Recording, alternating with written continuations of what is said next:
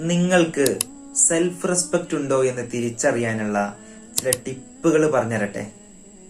ഒരാൾക്ക് self respect ഉണ്ട് എന്ന് തിരിച്ചറിയാൻ ഒരൊറ്റ കാര്യം ശ്രദ്ധിച്ചാൽ മതി. നിങ്ങൾ നിങ്ങളുടെ ലൈഫിൽ എടുക്കുന്ന ചില തീരുമാനങ്ങളുണ്ട്.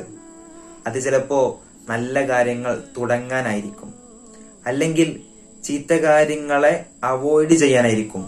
ഏതുമാകട്ടെ, ആ തീരുമാനങ്ങൾ നിങ്ങളുടെ ലൈഫിൽ ഇംപ്ലിമെന്റ് ചെയ്യാൻ പറ്റുന്നുണ്ടെങ്കിൽ, ഫോളോ ചെയ്യാൻ പറ്റുന്നുണ്ടെങ്കിൽ, അതാണ് നിങ്ങൾ നിങ്ങളുടെ ലൈഫിനോട് ചെയ്യുന്ന ഏറ്റവും വലിയ സെൽഫ് റെസ്പെക്റ്റ്.